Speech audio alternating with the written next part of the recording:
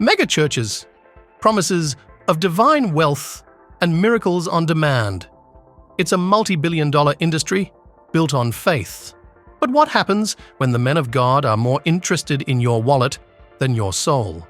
What happens when on top of your faith, the pastor also wants your savings, your dignity, or worse, your life? The miracle merchants. Let's start with the bread and butter of spiritual scams. The miracle for profit business model. This is where faith healing meets late-night infomercials, and the results are both hilarious and horrifying. Our first case study is Kenya's very own, Victor Kanyari. This man didn't just preach the gospel, he turned it into a franchise. While other pastors were selling anointing oil, Kanyari was in the business of curing AIDS, cancer, and poverty for a small seed offering of 310 Kenyan shillings, of course. His logic was flawless. If your miracle didn't materialize, it wasn't because he was a fraud. Oh no, it was because your faith wasn't strong enough. It's the perfect, victim-blaming business model. The real drama unfolded when investigative journalists went undercover in his church. They discovered Kanyari's miracles were less divine intervention and more low-budget theater. He was caught coaching actors, giving them scripts to perform their healings. The most infamous trick was the fake bleeding. He had staffers rub potassium permanganate, a chemical that turns a reddish brown when wet, onto people's legs. Then, during a prayer, they'd wash it off, and voila. It looked like a festering wound had been miraculously cleansed. He was even caught on camera asking his team, "Which testimony will bring in the most money today?" After being exposed on national television, you'd think his career would be over. But Kanyari proved to be a cockroach in the Kenyan gospel scene. He simply rebranded, opened a new church, and the crowds came flooding back. It proves that a good story, no matter how fake, is sometimes more powerful than the truth. But why settle for fake wounds when you can fake an entire resurrection? Enter South Africa's Alf Lukau. In 2019, this slick, private jet-loving pastor went globally viral with a video of him allegedly raising a man from the dead. The scene was pure spectacle. A man in a coffin, grieving family members wailing, and Pastor Lukau in a pristine suit, commanding the dead man to rise, and miraculously, the man sits up, looking a bit confused as the church erupts. The video was everywhere. It was proof, except it wasn't. Several funeral homes in Johannesburg immediately came forward, exposing the entire thing as a scam. They confirmed the man was alive and well when he was put in the coffin, and that Lukau's team had bought the coffin from them under false pretenses. The resurrected man was later identified and admitted he was paid to act dead. Lukau's defense: he claimed he didn't raise the man from the dead, but that the man was already alive when he arrived and he just completed the miracle. It's the kind of linguistic gymnastics that would make a politician blush. The financial gurus.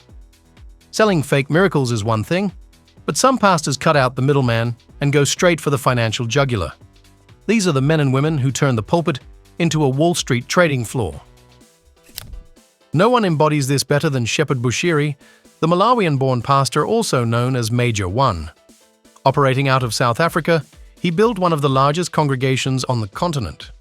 His brand of magic was Miracle Money, where he'd pray for people, and millions would supposedly appear in their bank accounts. Unsurprisingly, this was a very popular message. He sold branded bottles of miracle oil with his face on them for exorbitant prices, claiming they could cure any disease and solve any problem. His followers, desperate for a breakthrough, bought it all hook, line, and sinker. This faith-fueled income stream allowed Bushiri to live a life that would make a king jealous. We're talking multiple private jets, a fleet of luxury cars including Rolls-Royces and Bentleys, and sprawling mansions. But his empire came crashing down when he and his wife were arrested in South Africa on charges of fraud, theft, and money laundering involving over $6 million. In a move straight out of a spy thriller, they fled the country while out on bail, claiming they wouldn't get a fair trial. He now resides in Malawi, a fugitive from South African law, yet still preaches to thousands online. His story is the ultimate cautionary tale of how a charismatic leader can leverage faith into a staggering personal fortune. Then there's the case of Ghana's Patricia Asiedua, formerly a notorious fetish priestess known as Nana Agrada. In a stunning rebranding effort, she declared she had found God and became Evangelist Pat. But it seems old habits die hard. She allegedly orchestrated one of the most brazen scams in recent memory. She announced she would be giving away 3 billion Ghanaian cedis to her congregation to support their businesses. The catch? To receive the money, you first had to give an offering. The more you gave, the more you'd get back. A classic money-doubling scheme, dressed up in holy robes. Thousands of people, many of them non-members, drawn in by the promise of free cash, flooded her church and gave everything they had. And then she vanished. Members were left stranded, their life savings gone, but the most audacious part came a few days later. A video surfaced of Evangelist Pat lounging in a 5-star hotel, openly mocking her victims. She laughed at their greed and gullibility for believing her in the first place. She was eventually arrested, but her story is a shocking look at the intersection of desperation and deception, and how a clever rebranding can give a wolf a whole new flock of sheep to prey on. The unorthodox practitioners? We're now entering the deep end of the pool, where the line between faith and utter madness becomes completely blurred. These are the pastors whose miracles are so bizarre, they defy all logic. Let's talk about South Africa's Lesego Daniel of Rabboni Center Ministries. This pastor made headlines when he convinced his followers that eating grass would bring them closer to God. During his services, he would command his congregation to go outside and graze like cattle, and they did. Hundreds of people, on their hands and knees, chewing on lawn clippings, with some reportedly getting sick. His theological justification? God could make humans survive on anything if they had enough faith. But the grass was just an appetizer. He later decided to up the ante with gasoline. During a service, he brought out a container of petrol and told his followers it had been miraculously turned into pineapple juice. One by one, members came forward to take a sip. News reports and videos showed people choking and visibly ill, but Daniel claimed it was the power of God delivering them from demons. He literally convinced people to drink poison, and they thanked him for it. His ministry is a terrifying case study in the power of suggestion and how far people will go when they surrender their critical thinking to a charismatic leader. If drinking petrol isn't extreme enough for you, meet Penuel Mnguni, another South African preacher known as the Snake Pastor. Mnguni took unorthodox practices to a whole new level of horror. He claimed God gave him the power to turn anything into food. He fed his congregation live snakes, telling them they were chocolate bars. He had them eat rats, underwear, and even hair, and they ate it, willingly. His demonstrations of God's power were exercises in extreme humiliation. He would have members lie on the ground so he could walk on them like a human carpet. In one infamous incident, he had a woman get on all fours and rode her like a donkey. He even commanded members to undress in church. Despite multiple arrests and condemnation from religious councils, Mnguni's End Times Disciples Ministries continued to attract followers.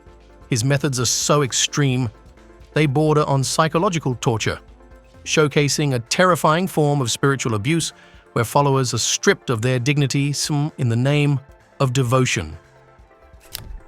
The cults of personality. In the most extreme cases, the influence of these pastors goes beyond financial ruin or public humiliation and leads to catastrophic loss of life. These are the figures who transition from preacher to cult leader. The most tragic and horrifying recent example is Paul Mackenzie of Kenya. The founder of the Good News International Church, Mackenzie convinced hundreds of his followers that the fastest way to meet Jesus was to starve themselves to death. He preached that the world was ending and that fasting was the only ticket to heaven. His followers, utterly devoted, sold their homes, quit their jobs, and moved to a remote compound in the Shakahola forest to await the end. In 2023, authorities, acting on a tip, raided the compound and made a gruesome discovery: mass graves. They have since unearthed the bodies of over 400 people, many of them women and children, who had starved to death on Mackenzie's orders. The shocking part is that Mackenzie himself was reportedly eating regular meals while his followers wasted away. He had been arrested multiple times before for his extremist teachings, but always managed to get released. The Shakahola Forest Massacre is one of the worst cult-related tragedies in modern history, a devastating reminder of how blind faith, when placed in the hands of a manipulative leader, can lead to unthinkable consequences. Mackenzie is now facing charges of terrorism, murder, and torture. On a different, but equally troubling spectrum of control, we have Kenya's prophet David Owoor. Dressed in flowing white robes with a long dramatic beard, he cultivates the image of a biblical Old Testament prophet. He is known for his constant, terrifying prophecies of doom, predicting massive disasters that never come to pass. Yet his followers, known for their fanatical devotion, take his words as gospel. Some have reportedly abandoned their homes, jobs, and education to prepare for an apocalypse he proclaimed was imminent. Beyond the failed prophecies, Owoor's ministry has been plagued by scandals involving financial control. The most high-profile case involved a wealthy female follower who allegedly signed over her entire multi-million-dollar fortune and luxury properties to Owoor's ministry. Her family claimed she was brainwashed and was left living like a servant in her own home. Owoor's ministry is a powerful example of how a carefully crafted persona and an atmosphere of fear can give a leader absolute control over their followers' lives, both spiritually and financially. The world of corrupt pastors is a dark and complex place. It's a world where charisma is currency and desperation is a commodity to be exploited. It forces us to confront uncomfortable questions about the nature of faith, the allure of a quick fix, and the immense danger of surrendering one's will to another person.